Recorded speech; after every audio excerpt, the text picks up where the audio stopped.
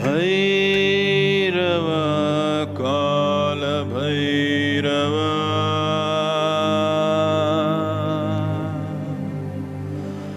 Adi Anta Parajaya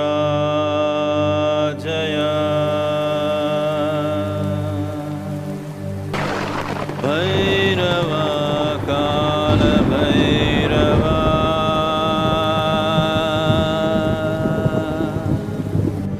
Adi Anta Parajaya.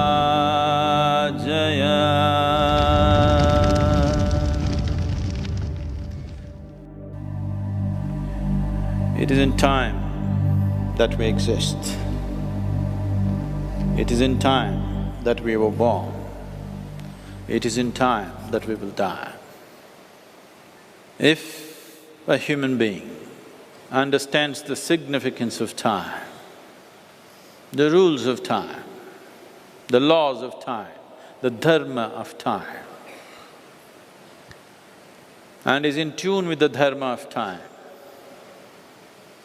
he is not just a Jaya, he is a Vijaya too.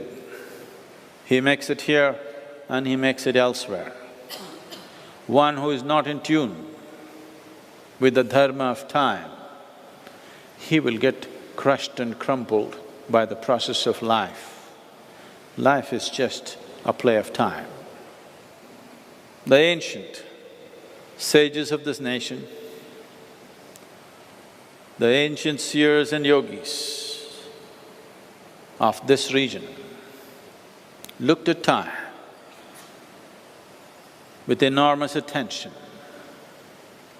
Our idea of time is essentially because of the way we are connected with the immediate creation around us, which is the planet and the solar system.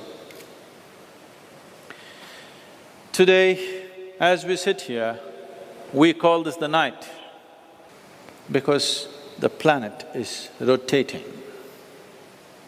In a few hours, we'll call this midnight. In few more hours, we will call this day, only because the planet is spinning. The spin of the planet and the human body and the human energies and the human possibilities and the human destiny is so deeply entwined. If one does not understand the law that governs this, if one is not in tune with the dharma that governs this, he will be just spinning eternally. You know, if you spin around for some time, then you don't know where you're going. This is the state of most human beings because unknowingly they're spinning with the planet and then they don't know where they're going. The Surya Siddhanta, which goes back into the hori of time, estimated to be somewhere around 15 to 25,000 years ago. He's talking about the speed of light as 2,202 yojanas. In half a nimisha, 1 yojana, according to the modern units of measurement, would be nearly 9 miles. 1 nimisha means 16/75th of a second. If you multiply this, you get… this is the speed of light. He's talking about the speed of light over 15,000 years ago. And today, we have arrived at the same numbers with great difficulty, with all kinds of instrument. This is by simple observation of how the human system and the solar system functions together. The distances between the sun and the planet, the distances between the moon and the planet, and the way we rotate and the impact it has, all these things have been looked at with great care. Right now, the diameter of the sun into 108 equals the distance between sun and earth.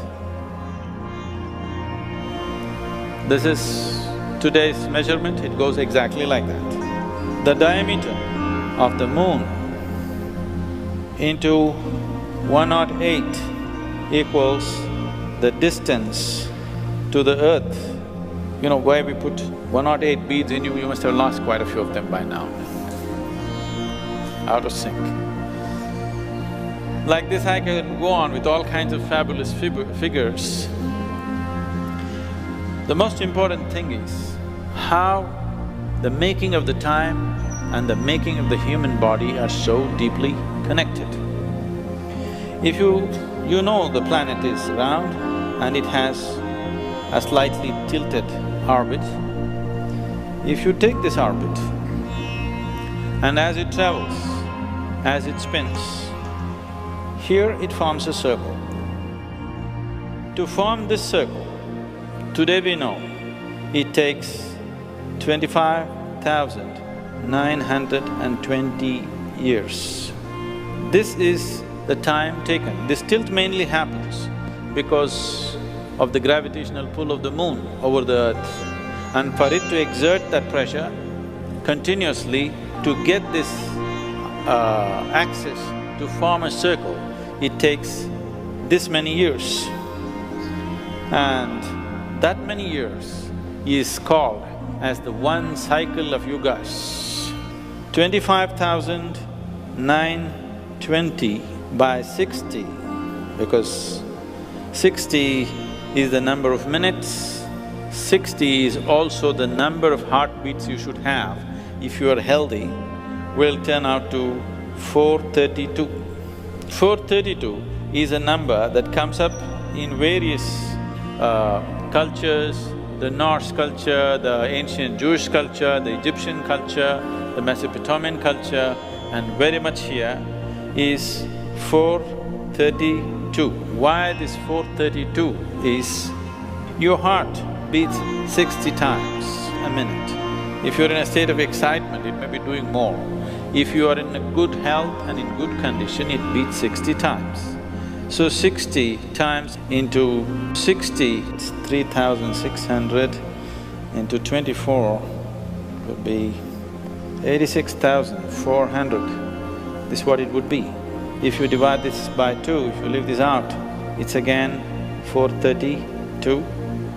If you take the number of breaths that you're taking per minute, can you check and tell me how many breaths you're taking per minute? If you're not in a state of heavy excitement, you're doing 15. If you are in a state of sadhana, you've done lots of sadhana, then you could be 12, otherwise you will be 15.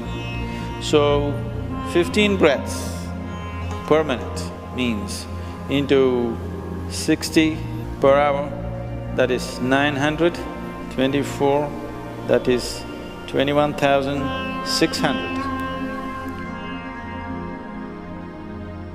There is something called as a nautical mile, which is a real mile.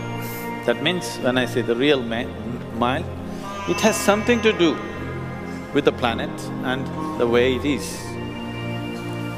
The other units of measurement that we have created has something to do with the ease with which we can calculate.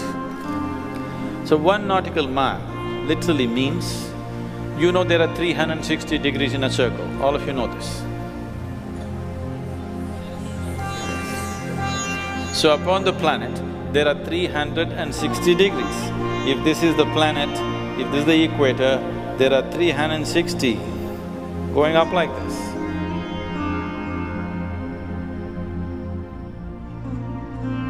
Let's say if you take this one as 1 degree, in this there are 60 minutes, it's referred to as minutes. There are 60 minutes. These 60 minutes, that 1 minute accounts for 1 nautical mile. So that means the circumference of the earth at the equator is 21,600. That's how many breaths you take per day. The planet is not spinning on time, no good at all for us. If you are not in tune with it, still no good for you. I'm just trying to make you understand, time is not just a concept that we invented. Time is deep-rooted in the system in the very way we are made. So, when we go into Mahabharata, there is so much talk about the Yugas and how they function, the impact of time on human life. I want you to look at it from a different context. This is not something that somebody thought up. This is a very phenomenal and profound science. Yoga is always deeply involved with this.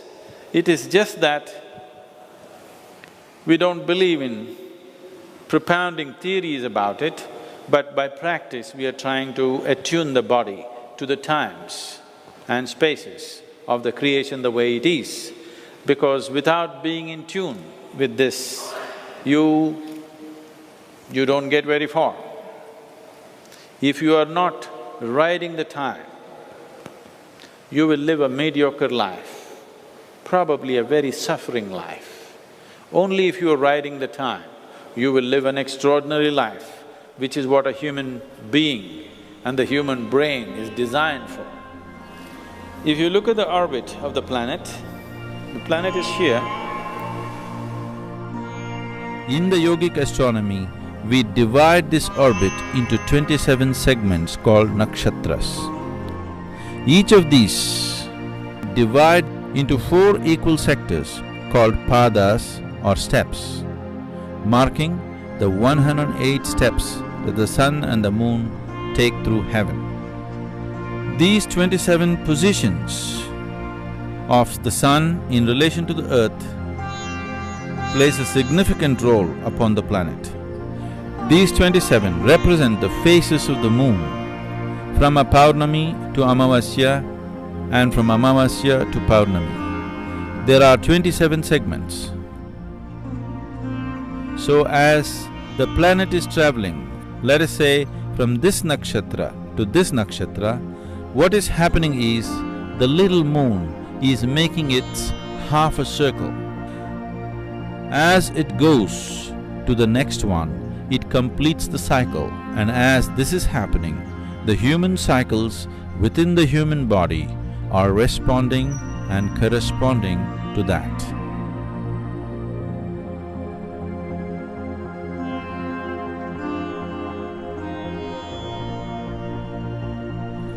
In a woman's body, it is very obviously there. Every 27.55 days, a cycle should happen in a woman's body if she has to be perfectly healthy. In the male body, it is happening in a different way.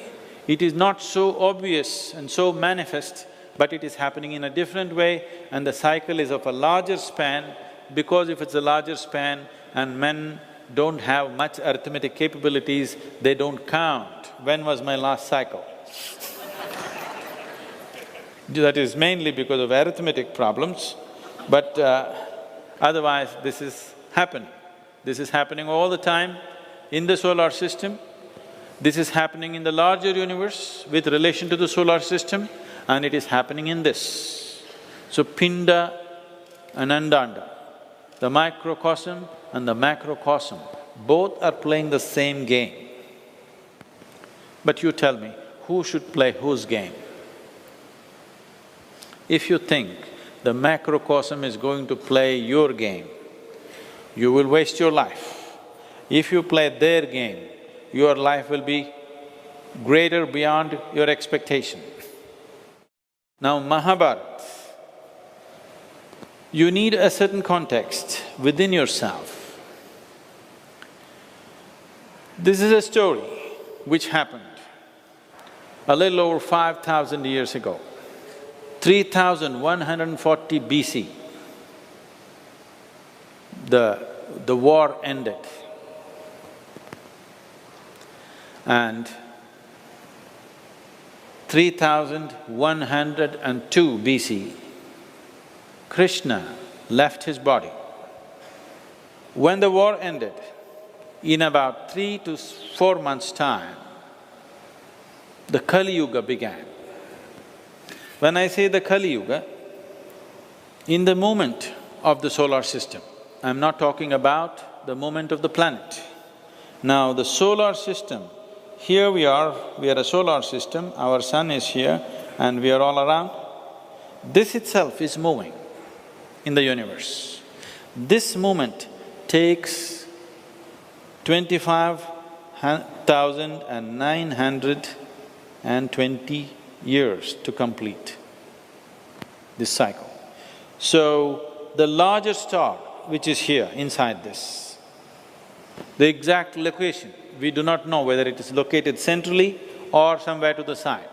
From the effects and the way the climate changes and the way things happen upon the planet, we believe it is not in the center, it could be somewhere here or it could be somewhere here. It may not be that large, but it's somewhere here, the big star or a big system around which our system is going around. Whenever our system comes to a closer influence with this system, suddenly all the creatures living in this system, they rise to greater possibilities. Whenever our system moves away from this, the creatures living in this system, they come to the lowest level of possibility. When the creatures come to the lowest level of possibility, we say, this is Kali Yuga. Don't look so disappointed. I will tell you some good news. So this division of yugas runs like this. If you divide this by two to split it into two halves, you will come 12,960. 12,960. So this is the journey from here to here. One half to cover the four yugas. It takes 12,960 years. The Satyuga lasts for 5,184 years. The Treta Yuga lasts for 3,888 years. The Dwapara Yuga will last for 2,592 years. The Kali Yuga lasts for 1,296 years. So if you add them up, you come to 12,960 to run the four yugas. Four yugas 2 times over is 25,920. The end of Krishna's era is 3,102 BCE. Right now, we are in 2012.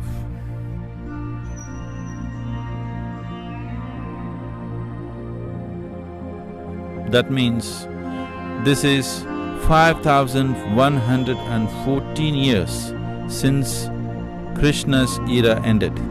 If you take away 2,592 years, which is the cumulative number of years considering the two Kali Yugas, which is at the bottom of the ellipse, you get 2,522 years. The duration of Dwapara Yuga being 2,592 years, we still have 70 years left for the completion of Dwapara Yuga. That means 2082 we will be completing Dwapara Yuga and moving into Treta Yuga. The world will go through another upheaval, not necessarily in terms of war, but we will go through upheaval probably in terms of a population explosion and natural calamities, and move into the next era of well-being and upward movement of human consciousness. So if you go by this, here starts the Satyuga when it's closest to our super sun, not our sun, the super sun. When we are closest to that, this is Satyuga. Here, human mind will be at its highest capability. People's ability to know life, people's ability to communicate, people's ability to live joyfully will be at its highest possibility, or in other words, we'll have sensible people. That's all it takes. To live well on this planet, all it takes is a bunch of sensible people, we can live well. So at this time, human ability to communicate at its best, because when it's here, the ether in the existence will be very close in the atmosphere.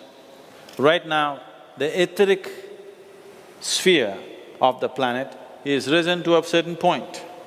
There was a point when it was much higher, now it has come a little closer. So when it is Satyuga, when it is positioned like this, the ether will be very close. When ether is very close, if I want to say something to you, I don't have to say it. With my eyes closed, you know what I want to say. Now don't start imagining. It's a danger. If the ether comes down a little bit, but still high enough, then I don't… If I close my eyes, you won't know what I'm doing. But if I open my eyes and look at you, you know what I'm saying. You can enhance the ether in so many ways, we'll look at that. If the ether comes down some more, you can know by breath. If you go into the forest, you will see, because visually you're mostly blocked, after some time you will see the most significant way of knowing things is only by smell. Most animals are living there, knowing things only by smell. Because of such concentrated life energy, the ether is high. Because the ether is high, they don't have to see. They know it. If you talk, they'll get confused. When the ether is very low, you have to talk and talk and talk. Otherwise, they won't get it. Even if you talk, they won't get it. You have to knock and talk and knock and talk to make them get it. Yes. So the etheric content in the atmosphere will determine how sensitive your ability to communicate is. To create etheric content, there are many things one can do. So this is why Krishna said, in Kali Yuga, which is down here, which is so far away from the super sun, the ether will be so low, no point trying to teach them yoga, trying to teach them meditation, trying to teach them mantras, yantras, this, that, they won't get it. Just teach them devotion. If they're devout, then they will generate their own ether. There will be an etheric content in the atmosphere. Because of this, they will perceive. This is said thousands of years ago. They say functions like electricity, magnetism, realizing that the whole body is an electric structure and the whole universe is an electric structure, will come naturally as the solar system moves closer. So right now we are moving into Treta Yuga, which is the second best time that can happen in this cycle. And Krishna also said, after over 5,000 years, there will come a 10,000-year period of fabulous time. We won't make it there, but we can set the foundations for it. That we can have the joy of creating an atmosphere where there will be a 10,000-year stretch of golden time upon the planet. This is not all predictions and conjecture. This has a very deep-rooted understanding with what happens with the human mind in relation to the planet on which we live. We don't just live on this planet, we are the planet. If you don't understand this today, you will understand this when you're buried. Planet understands that you are just a part of the planet. You think something else of yourself. So, a story begins because you have false ideas about yourself. Mahabharata is a grand misconception of human beings and their sufferings, their rise, their falls. It goes on and on, simply because human beings are struggling to come in tune with it. Somebody is in tune with it, whatever he tries to say, everybody misunderstands, both who are on this side and that side. Because this is not something, life is not something that can be said. If you open your eyes, you can see the light. Simply, just like that, if this life opens up, if it can feel life, it can become life. It cannot be told. Telling is only to inspire. Telling is only to de-mesmerize you from your own self-mesmerism. Every human being has hypnotized himself or herself into their own limitations and they believe this is it, this is it. If you undo that hypnotism, they will feel fearful because it is a limitless existence. So you will have to… if they're spinning this way, you have to spin them this way for some time, for them to feel they're going somewhere. The problem is, you're walking in this direction. If I tell you you're walking the wrong way, oh, is that so? And you turn around and you start walking this way. If you're arrogant, you say, I don't care, and you keep going and fall in the pit. But you are a gentle one, if you say somebody says you're going the wrong way, you will turn around and walk this way. No, no, no, not this way, you're going the wrong way. Oh, is this way? No, no, no, you're just going the wrong way. That's difficult. So the whole Mahabharata is just this effort. No matter what they're doing, everybody thinks they're doing it for the good. My good, your good, somebody else is good, everybody else is good, whatever kind of good, everybody thinks they're doing it for the good. But everybody is neither good, nor bad, nor right, nor wrong, it just goes on the story. So I want you to understand what it means to be living a story. Why are we taking these 8 days to tell you this story? We could just give you a printed book, there are already many versions, and I'm sure many of you come prepared reading 3 different versions. I'm sure. There are scholarly ones, I can see. No, we don't want you to read the story. We want you to live the story. So, the story is not about somebody. Mahabharata comes under the classification of being itihas. In India, we recognize the great texts in 3 categories: Itihas, Puran, Ved. Vedas are abstractions. Vedas are full of abstract ideas, scientific theories, explanations for celestial happenings. Puranas are stories, but not of human beings, of other kinds of beings. Puranas are the stories of other type of beings, not of humankind. Itihasa is the story of the human being. When I say it is the story of the human being, itihasa should not be understood as his story. There is a historic element to it. The facts are rooted in history, but this is my story.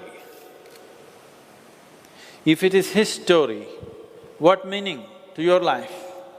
Only if it's your story, it is a process of growing up for you. What happens in a story like Mahabharata? The range of things that happen in a story like Mahabharata. the range of people, just to tell you the magnitude.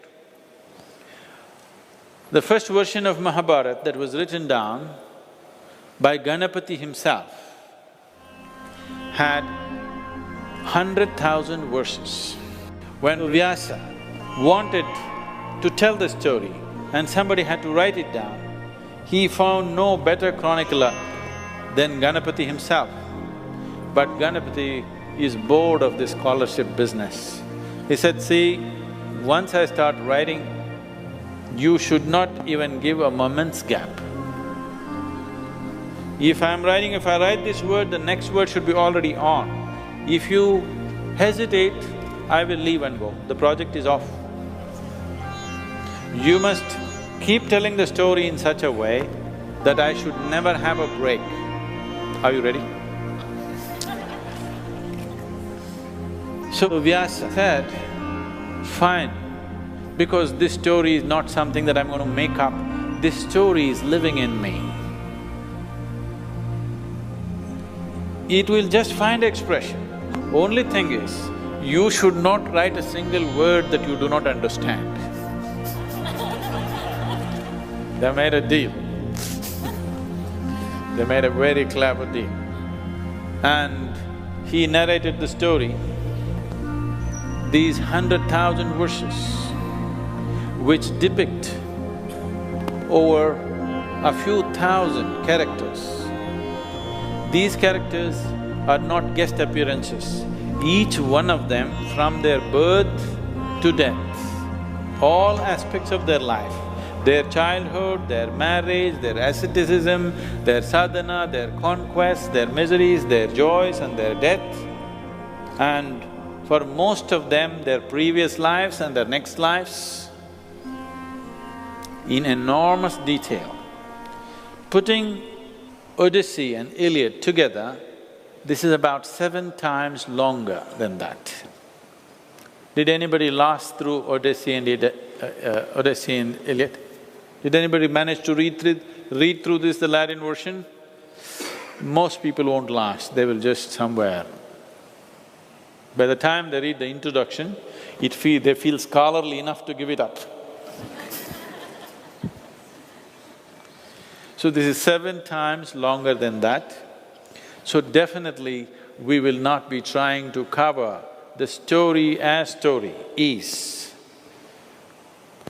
but the story as it's relevant to you and me today. Because I want you to live through the story. I don't want you to sit in 21st century and make a judgment on people who lived here 5,000 years ago. It's the most unfair thing to do. I am sure if they come alive now and look at you, they will have horrible judgments to make about you the very way you are. Yes or no? So it's not for you to sit here and make judgments. This is not about good, this is not about bad. This is not about the right thing and the wrong thing. This is about exploring the human creature like he's never been explored in any other place. Just simply an exploration. So Vyasa, who was the author or who first told the story, took this challenge up because he wanted to see that the story lives. Since then, thousands of people have written their own Mahabharats with mild adaptations. There are adaptations to different states in the country, to different regions, different castes and creeds have adopted it in their own way, different tribes, the tribal and the folk people have adapted in their own way, and every storyteller, when he stands up to tell the story, looking at the crowd that is sitting in front of him, he's made his own adaptations.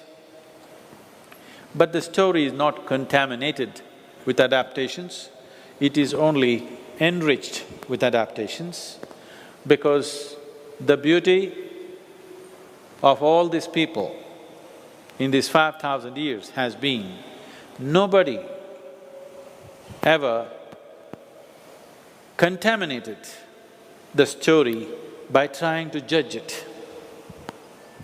So you should not do it. You do not contaminate the story with your judgment.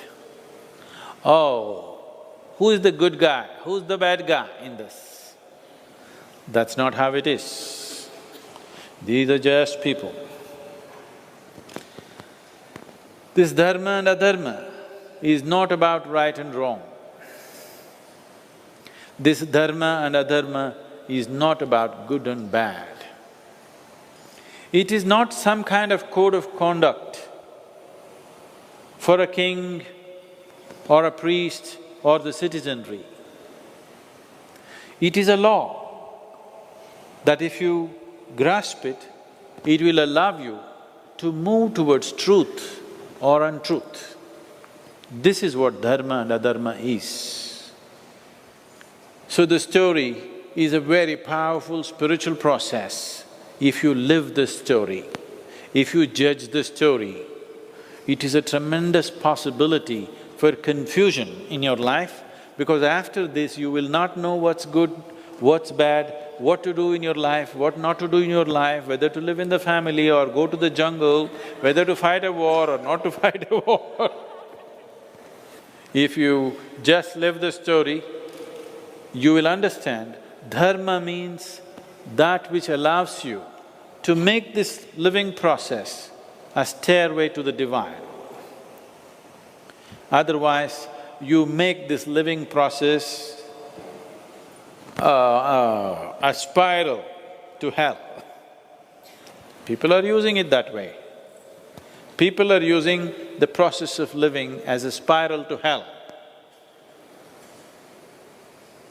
Dharma is about learning to use the life process as a stairway to the divine. The time and the impact of time upon the system is very, very important. Right now, we are in an ascending time. Above all, we are in a cusp or the sandhya. The significance of sandhya. In our day-to-day life, from day to night and night to day, from forenoon to noon and midnight, all these different sandhyas, we have been looking at this, and those of you who made use of it know that it is significant. But now we are talking about the sandhyas between two yugas, two major formations of time, which actually have a great impact on the way human body, human mind, human energy, this whole electrical system, how it rappels with the electrical system of the creation. The universe in which we exist is towards a higher possibility. If you crackle with it, you will be one way. If you resist it, you will be another way. As the voltage increases, if you are the right kind of instrument, you will glow bright, otherwise you will poop out. At the same time, no matter which time, it does not matter which yuga, it does not matter which planetary position we are in right now, still individual human beings can rise above this. Still individual beings can live in a golden time within themselves. That possibility has never been ruled out. In the worst of times, still an individual human being can be well above that. Everybody knows what happened on the last part of Mahabharata. I want you to leave it.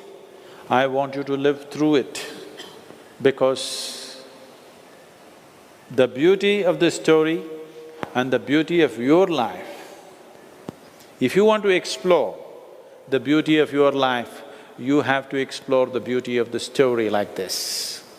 A story is a tremendous opportunity that without going through all that, you can go through all that. Without a scratch on your body, you can fight a battle. What more? Human experience is largely shaped within himself, in his thought and his emotion.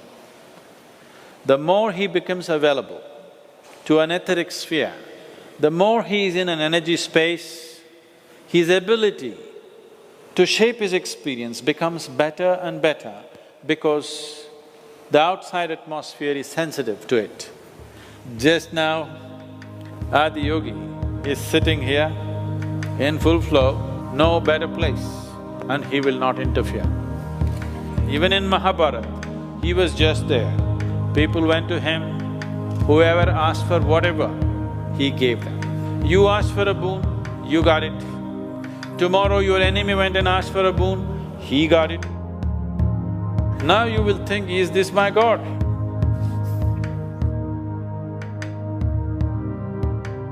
But that's how he is, so better be careful. Because he doesn't see you as a friend, nor does he see somebody else as an enemy. Because he's closed his two eyes and he's got only one eye.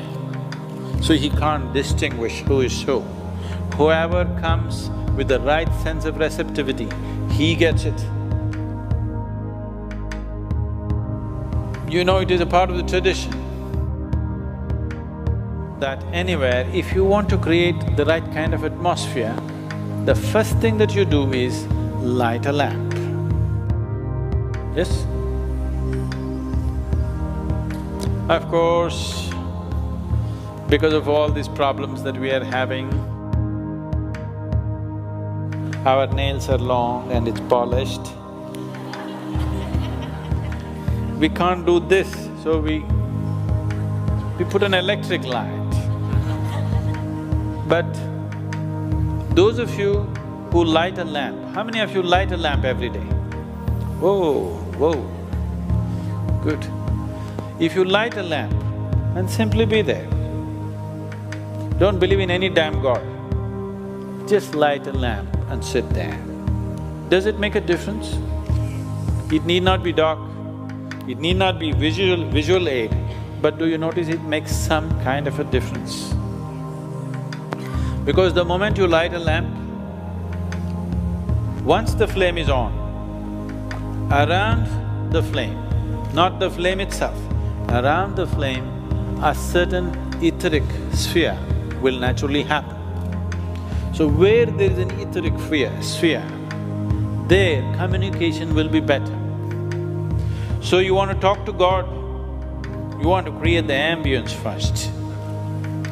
Create a certain amount of etheric sphere and then talk to him. Without it, you talk to him bouncing back from the wall. How many of you have sat around a campfire in your life? You will see stories told around a campfire always have the maximum impact on people. The storytellers of the yore have always understood this, that stories told around the campfire are always the most effective stories. Receptivity will be at its best.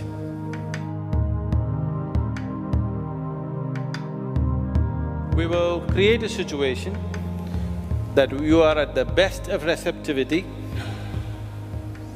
both for the story and for the atmosphere that we will create around here.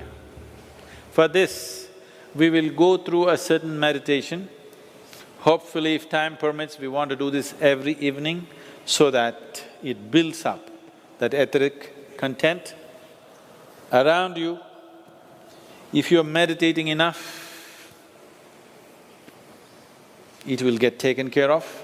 Fire is of different kinds. Life is fire. It's the fire of the sun which is life here.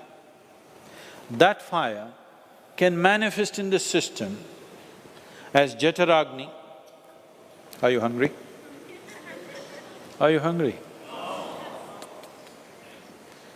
If you are hungry, that is Jataragni, the fire of the belly and the fire of the groin.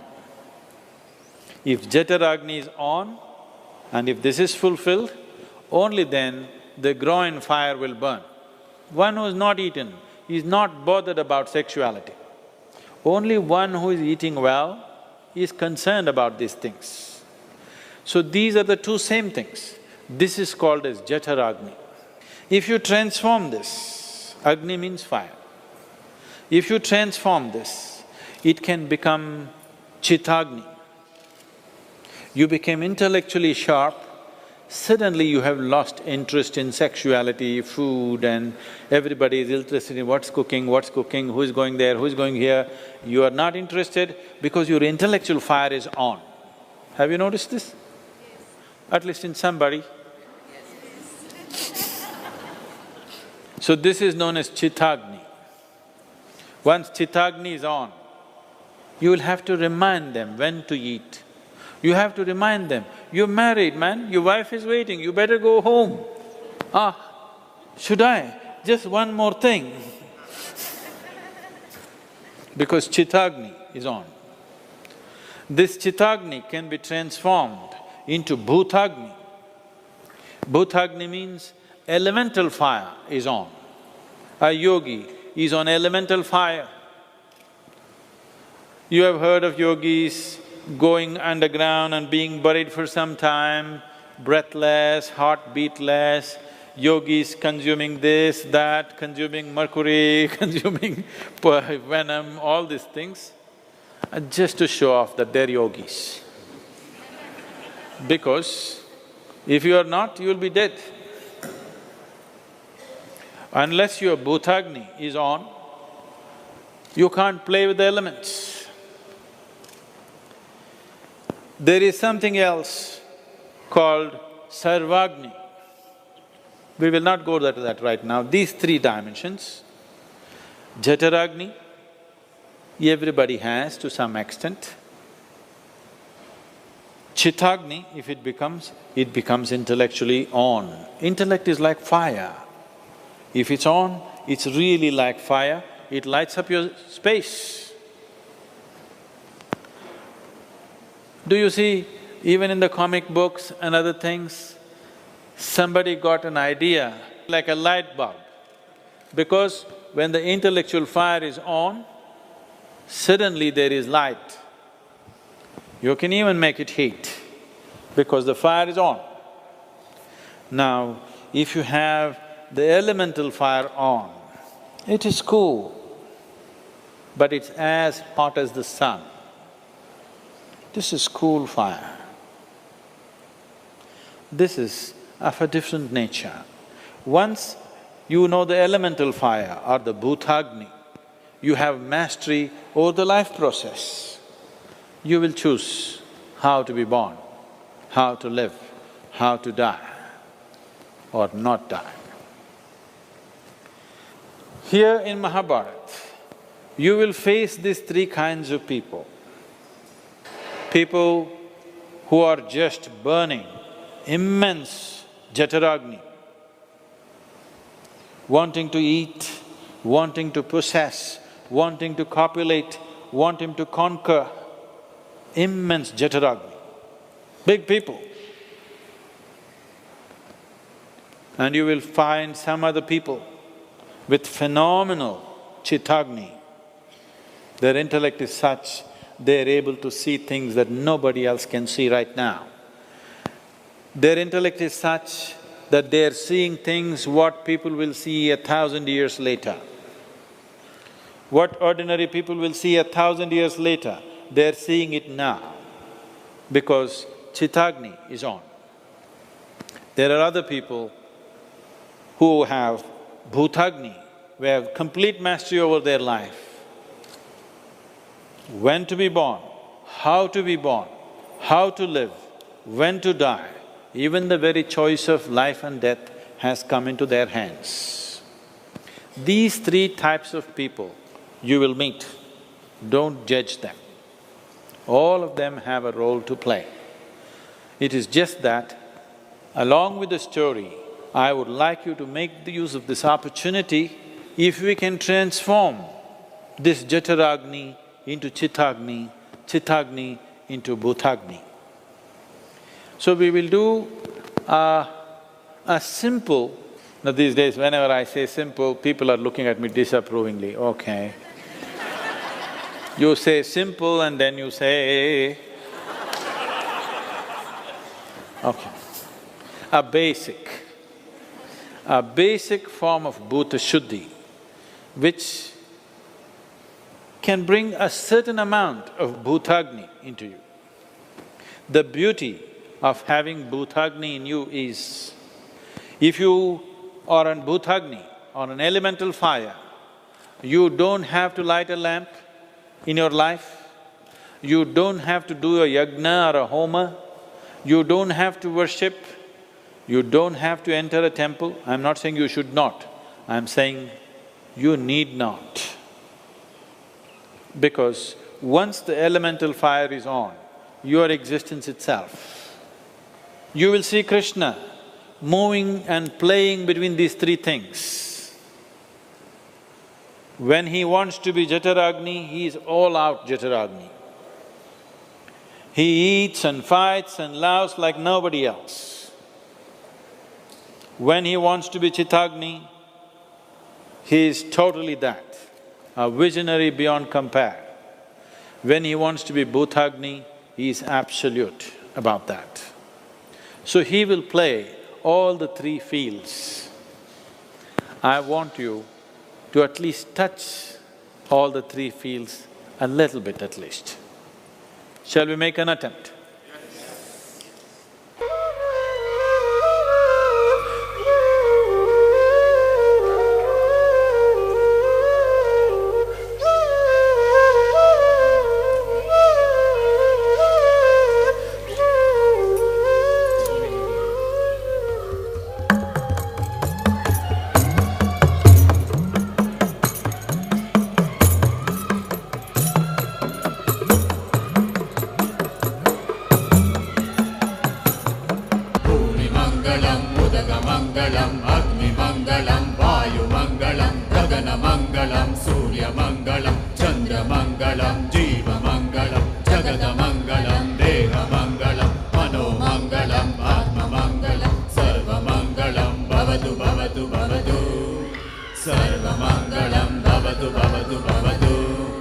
Sarvamangalam bhavatu bhavatu bhavatu